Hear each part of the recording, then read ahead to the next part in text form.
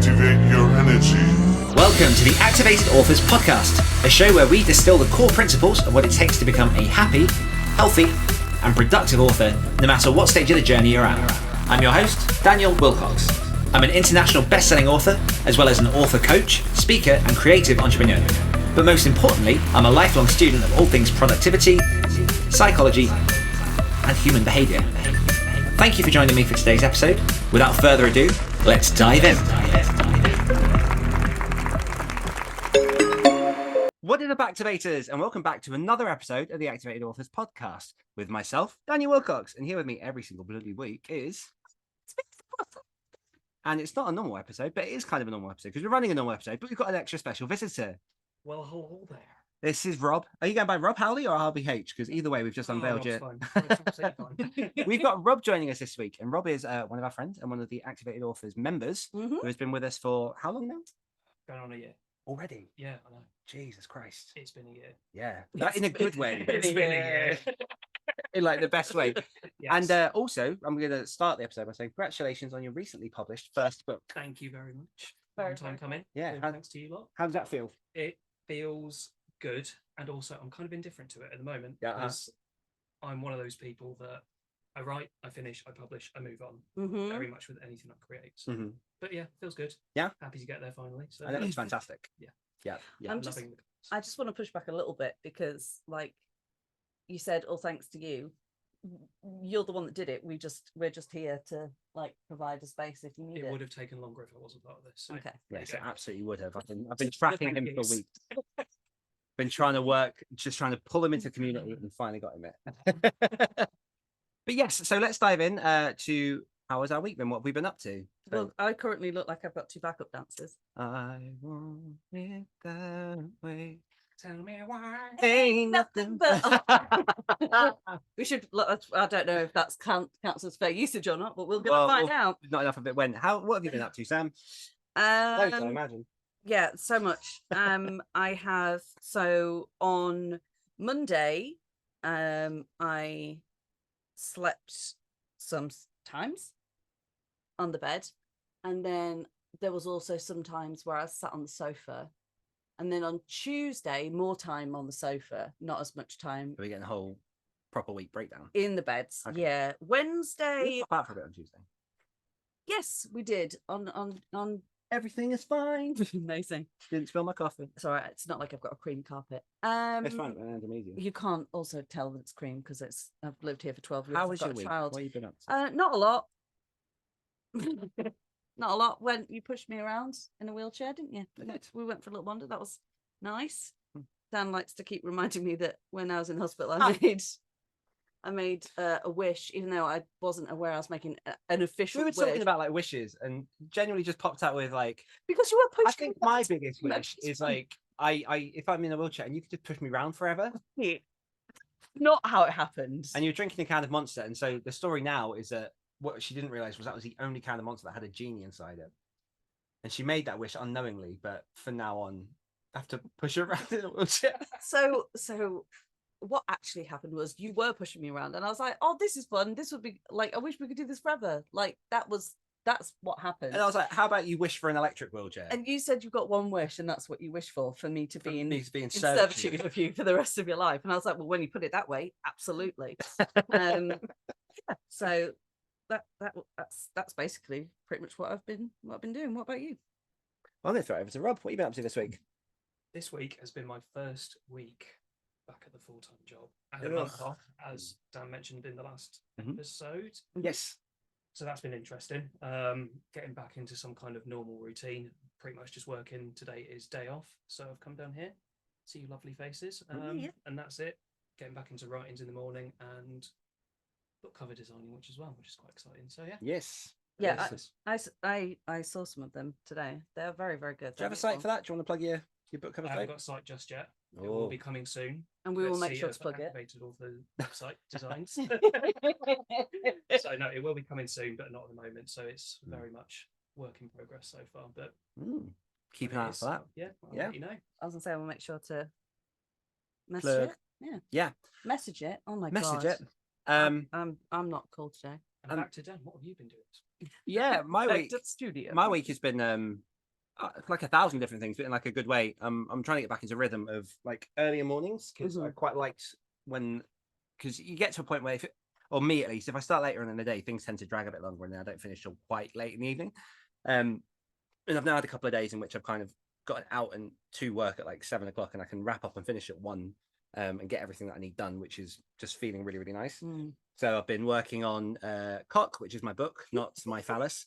I have been working on some of the behind the scenes stuff for the Halloween episode or series of the other stories, which I plugged last week, I think. But just as a reminder, if you want to have your voice featured on a live episode in a ghoulish cult, in a podcast series that will be listened to by tens and hundreds of thousands of people, then theotherstories.net/dream, you can submit a tiny little clip of yourself saying a particular Lovecraftian phrase and be featured in the episode, which is really cool. Yeah, it's really cool. And then, yeah, like I'm still in the wind down from collapsing my enterprises. So I am slowly like cutting off the different limbs of my business so that I can like streamline and focus on the things that like I can actually get my energy to, the things that like really bring me fulfillment. Yeah, and rain then didn't fall in a day, did it? no. And then also just trying to juggle like personal life and travel and all that kind of stuff as well. So I'm feeling good. Like I'm really enjoying the story I'm writing at the minute. Like I wrote a couple of lines early. You know, like sometimes you'll like write a line and you're like, oh my god, I wrote that. And like not being biased, but that is awesome. I had one of those today and I was just like, oh, yeah. I mean, it took 3 million words to get to the next line, but you get there and you're like, oh my god, I made it. So yeah, that's feeling really, really good. Nice. What's something you've enjoyed this week? I've enjoyed watching Taskmaster. Oh. Yeah. So at the minute, like most of my pleasures and joys are having to come from very like small or stationary things for the most part, because you know I can't really move both about. senses of the word stationary. Yeah. Yeah. Because when I do try to move about, I look like I'm either doing a like violent version of the Okey-Kokey or I decide to just like kiss the ground. So yeah, Taskmaster, specifically season 7 of Taskmaster, which is without doubt the best cast. And for those who aren't familiar with Taskmaster on this writers podcast, it is Greg Davis, the comedian, little Alex Horne, also a comedian, and they're all everyone on the show is a comedian. And they set tasks for the 5 contestants, all of which are comedians. And each season, each season, like the comedians change. But yeah, season 7 is James Acaster, Rod Gilbert, Jessica Knabbit, Kerry Godliman, and Phil Wang, who has his wang out basically in the outfit that he wears for the entire season. And it's one of those shows that like if you've had a kid, you need to strap up and strap in before you start watching it, otherwise you're going to have little accidents and your new pajama shorts are going to end up in the wash like 5 minutes after putting them on. You're going to get a little bit testy. What's the male equivalent of camel toe? Moose knuckle. Really? Yeah. Full moose knuckle. Phil Wang's full moose knuckle. Yeah. Well, on that bombshell. Enjoyed this week, Rob. Taking it away from Wang for a little while. Moose knuckle. I have enjoyed not having anything to watch on TV, so I've spent a lot more time reading in the evenings. Oh, nice. More crocheting, as you can attest to. I've been making little tiny squishy octopus type things. Apparently I've really struggled to count to 8, so most of them either got 10, 7 or 9. So it could be some kind of mutant thing going on, but I've enjoyed creating those. Oh, it's octopus. No. So apparently I have an army of those at home. I've run out of little eyes to put on them, so I've attempted cross stitch badly, so they look a little bit like they've been beached. But yeah, oh no, enjoying those. You could crochet little sunglasses and eye patches. I think you're giving me far too much credit. That's pretty much it. No, chisel just circle sunglasses. I'll keep you updated. Okay. I'll send you some pictures. Okay. pirate octopi. Yeah, I like it. Reading, creating, just generally relaxing. Nice. Yeah. Dan? I like that I've reminded you guys to do this, and I did not give myself a chance to think about what mine would be. Because you're a grade A dickhead. I'm just going to say writing. I think like I am really enjoying focusing on getting back to horror properly and creating something, and getting to the point where I'm looking at planning over the next few months what's coming out and how, and looking at building some things behind the scenes to help myself not produce more, but target more accurately different markets and things I want to submit to. I've just made some really good friends in horror since StokerCon, and that's really given me a boost, because as we kind of said last week, and like not at all in a contest anyway, but like when you start writing, there are millions of people that haven't yet written that find that whole process difficult. Yeah. But I've been at this for coming up to 10 years now. And specifically, like a lot of the last few years have been very I guess just general author centric, and specifically self-pub centric. And some of the people I'm speaking to are very horror authors, and quite a few of them are in traditional publishing. And so it's given me a chance to learn new things, speak a new language, meet some new people, and like I like change. It's just me. Like I like learning new things and knowing that I'm growing, and it's like it just feels good to be in that position to find those people. So you've moved your metaphorical room around. Yes. Which is ironic, because for the last however long I had the flat and now live where I live, I've not been able to move a room around, which you think would drive me crazy, but I'm fine. People are helping you. I'm fine. The weekly win of this week from Activated Authors, we're going to give a shout out to Panagy Dimitri, who attended his first con as an author, set out a table, sold copies of his brand new book that's been 10 years in the making that he published. Was it this year? It was this year. Yeah. My God.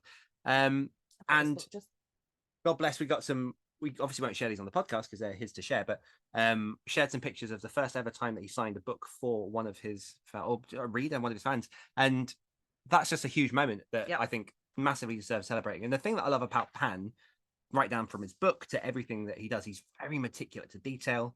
He knows what he wants, the design and the branding and everything. Like, it is a stellar, like, and I'm not just blowing smoke up his ass, like, it's a stellar example of quality and honing your vision. Yeah, I mean, if you are like watching, I mean, I've already held it up, but I hold it up again.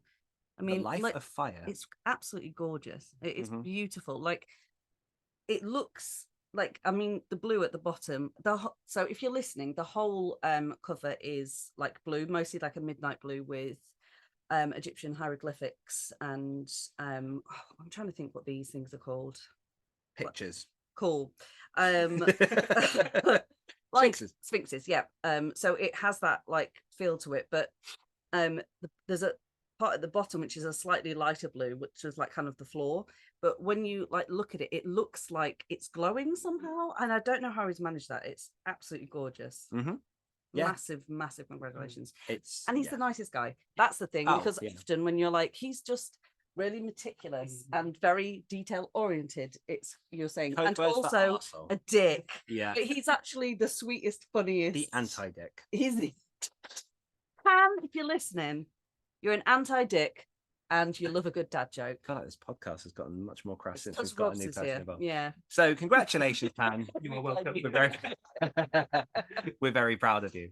And so into today's question / topic, which is, how do you feel you're creative well? And I was surprised when coming up with this question, because I was combing through our old questions and I was like, I'm pretty sure we've spoken bits and pieces about this, because it always comes up in, how's your week been? It's been a bit of a draining week. I've had to feel more creative. Well, not necessarily in those words. I don't think I've ever said those words. But we've never targeted it. Do you know what I mean? We've never really drilled deep down and gone into it. So my question to Sam. Oh, hello. To begin with, how do you feel you're creative well? And what does it mean to have a creative well? Oh, okay. First of all, I'm going to use slightly different language because the term creative well makes me gip. And also artistic pit. That's so much worse. Also, when you was speaking then, my brain was like, don't say by having a wank, but I've said it now. So if you're writing romance. If you're writing romance, which I don't. I don't. One day. I don't. Look, there's very little I can do at the minute that brings me joy. Yeah. So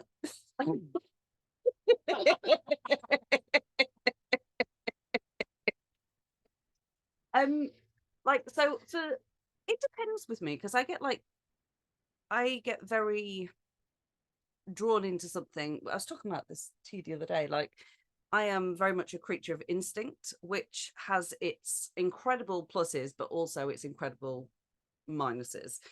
So I can find it once like my interest has started to like leak on a project, then I very quickly can just discard it, and which means that I like shiny penny syndrome, as they call it, is very much a thing for me.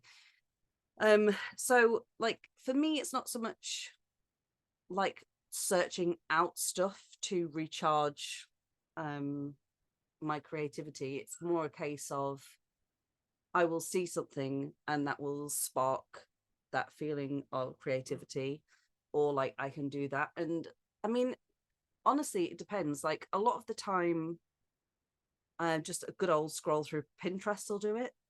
Oh, I love Pinterest. It's so pretty. It's so unrealistic.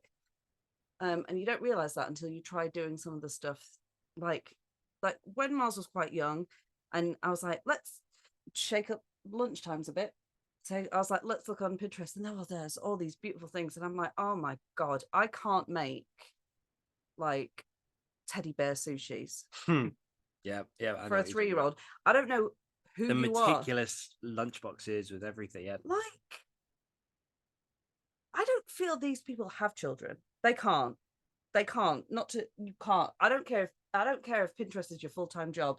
No, that's not happening. That's made by people like me. Yeah. Happily child-free with like 3 fish. Yeah. That's pretty much all you're going on. Yeah. I feel like they're actually like little covers that look like food. They just like shove the real food in there and then just gently plate into it. It looks like a teddy like bear. those sofa things. Yeah. Where they've actually just got the bits of ham with teddy bear face Yes. on it. Like there's your actual lunch. Enjoy. It's just a McDonald's painted to look like sushi. 3 days old.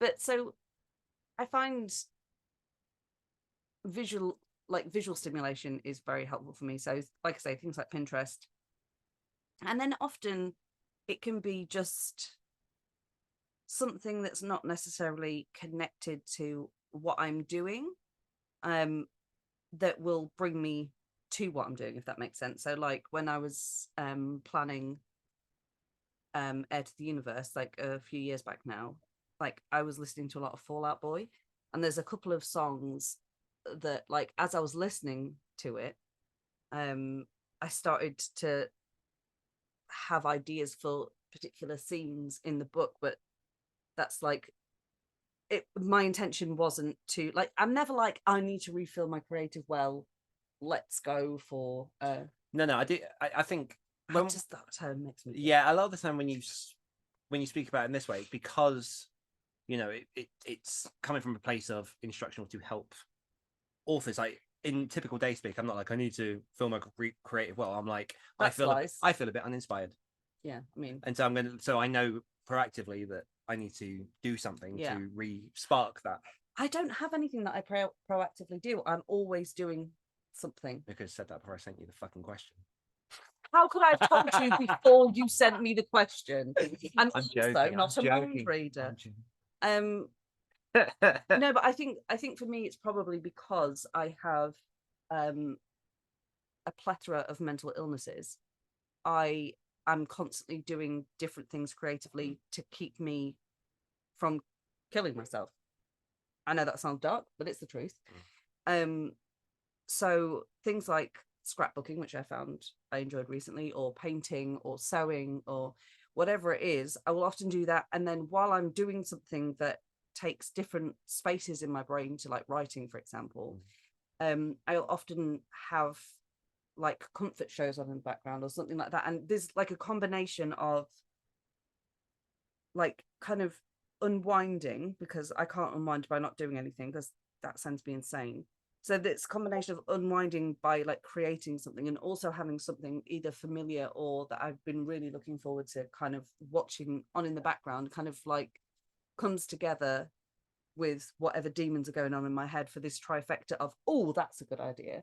And I often find that it's actually stepping away from the pressure of trying to come up with something that, when the best, or at least in my opinion, for myself, best ideas for me come up. Like that's how the poetry happened. I was trying to do morning pages. I was trying to like come up with different prompts to write like short stories or whatever.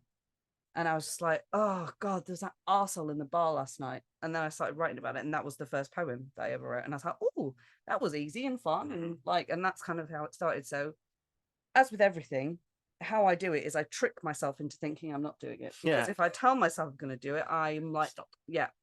Yeah. So that's me. Smooth. Rob? Oh, pressure. I'm a little bit different with that. So because of my day job, I deal with people all day. So I've got to be very much keyed into what they need, what they want, what they need me to do for them to get what they want. Makes me sound like a prostitute, but it's not. So I'm sort of the same. I don't refill the creative well, so to speak, but I need to be doing things quietly on my own before I have to go into that. So it's making that adjustment with real life. So it'll be going back to the familiar as well, like books I've read before, films I've watched before, TV series I've watched before that made me feel a certain way, which kind of links into what I'm working with at the moment to give me that sort of peace inside. And it's just making stuff because I want to, not for any commercial gain, not for anything to do with the business. It is purely just enjoying it. If I've got my headphones stuck in, making something, and then I'll probably just throw it away anyway because I'm thinking, well, that's shit. But I've made it. It's got me back into that headspace, and it's just knowing and giving myself permission to do something that doesn't have to be business related. It is happiness related. Yeah. Yeah. Yeah, I think that's the point of the creative world, though, isn't it? It's it's the place where joy comes from. Because I mean, arguably, you can be creative in a very, very commercial capacity. Stop thinking filth. Arguably, you can be creative in a commercial capacity, but like the way I see it, I kind of diagnose where I think I am, and it's mainly one of three things for me. It's either I'm doing too much art, I'm not doing enough art, or I'm doing my art wrong. And by too much, maybe I'm like I've written like regularly every day more than I would, and I've burnt myself out, in which case I need to step back from the writing and I need to take a break. If it's not enough because other things got in the way, or like you've been making excuses or procrastinating, no judgment, it happens. Like I then have this burning kind of like I have to like I hadn't written for about 10 days, and then yesterday was the first day back to the page, and it's exciting and you want to be there. And then when I say I'm doing it wrong, it comes back a little bit to what we were saying about like integrity. Like I ghostwrote for 3 years, got a shitload of words and books. I was very creative, but I wasn't very satisfied, and it made my work harder.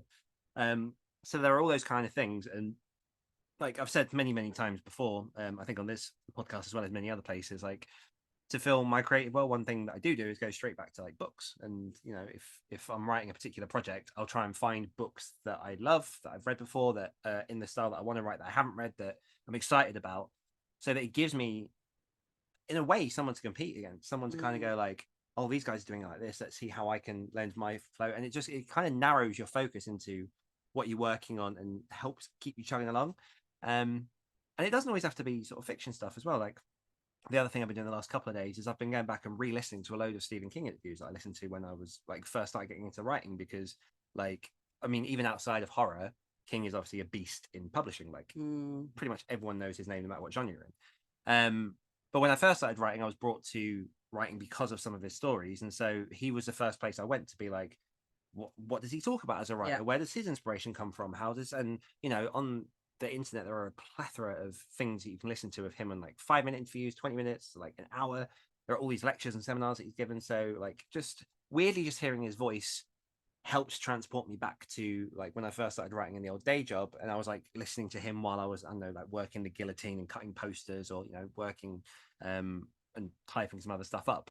Like I think the true answer to this question is there's really no limit to what can refill your creative well. Like we know people that they like to go out and visit places, and that helps them. Like I know that if I'm feeling burned out, I'll go for a walk, and that massively helps. Yeah, being surrounded by trees is something that makes me feel very calm. Yeah, water, which is weird considering I don't like what lives in it.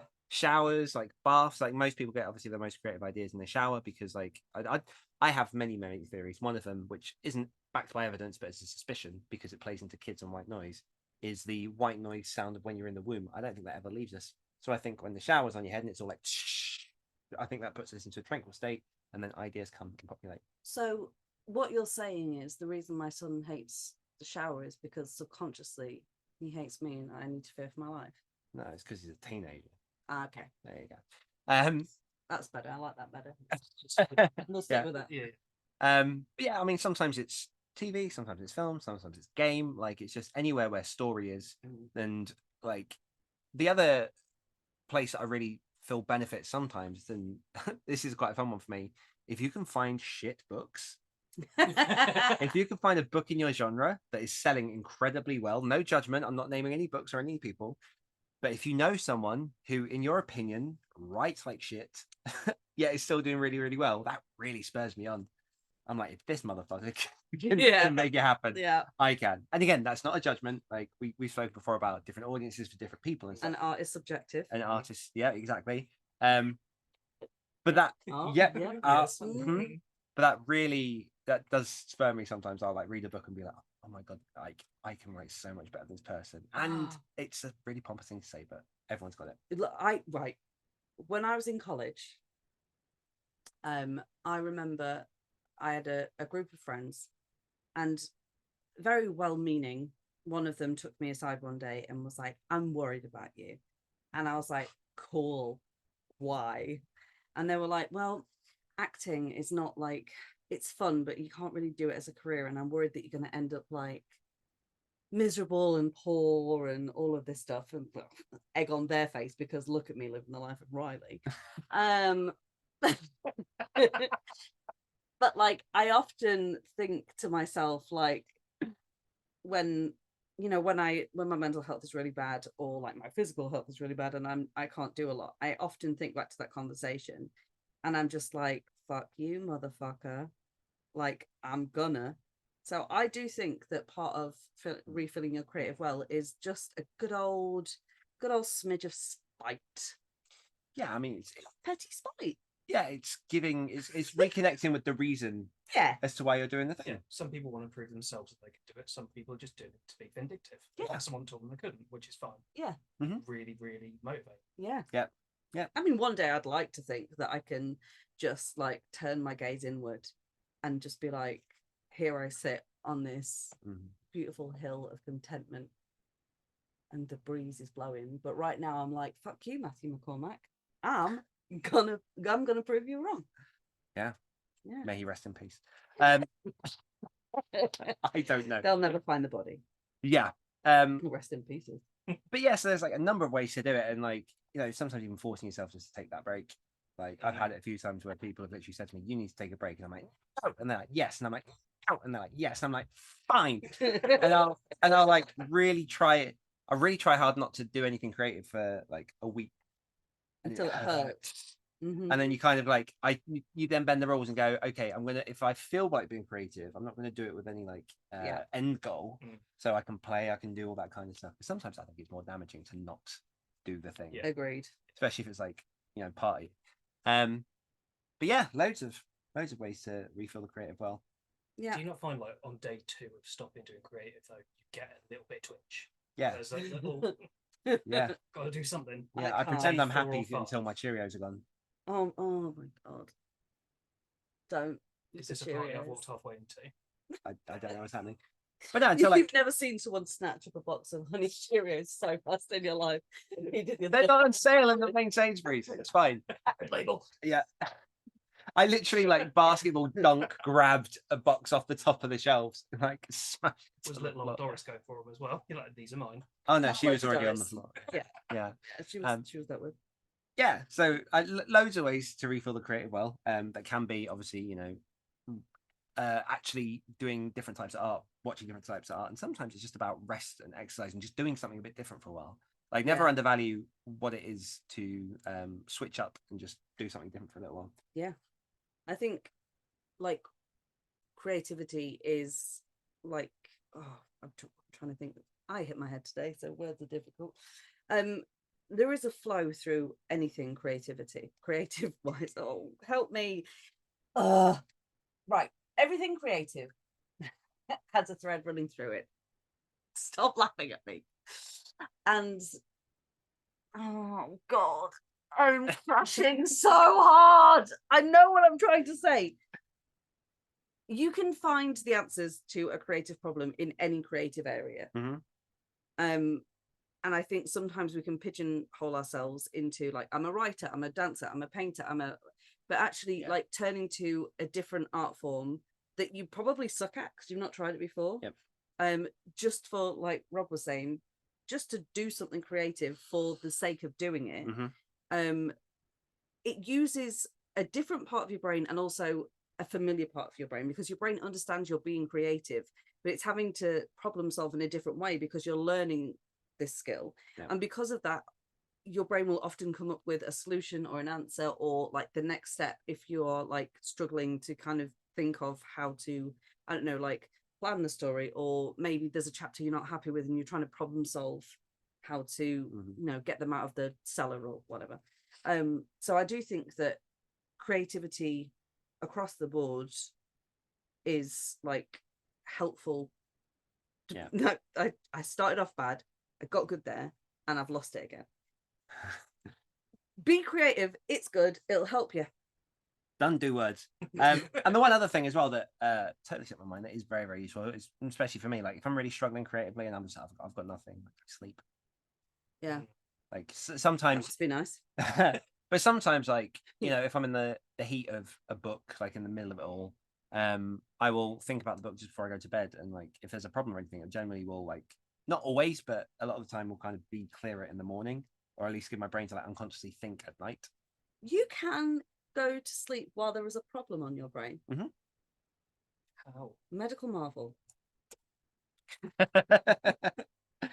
But yeah, anything else before we wrap up this episode? This episode of everybody.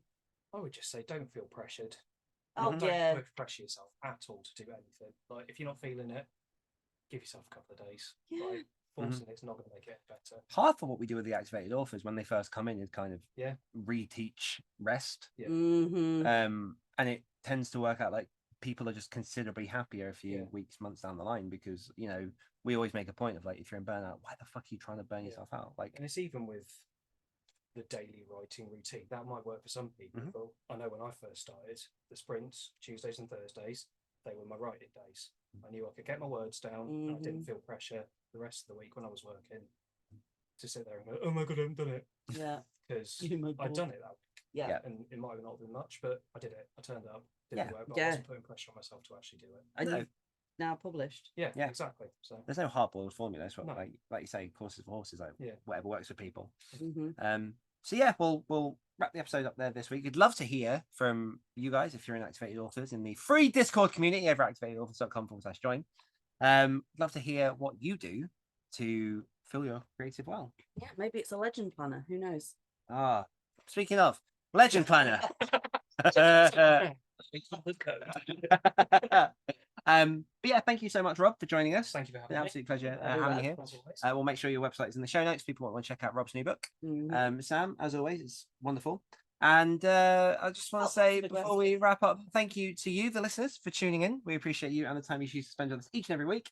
And as always, if you wish to level up your author career and activate all your author channels doing so well, then head on over to activatedauthors.com, where you can find out about ourselves, our resources, and everything else that we've got going on. One more time from myself, Sam, and Rob. We'll see you next week. Goodbye. Bye-bye. Bye. It really felt passive aggressive. It was passive aggressive. Yeah, I felt it. Yeah. Stop arguing parents. Activate your energy.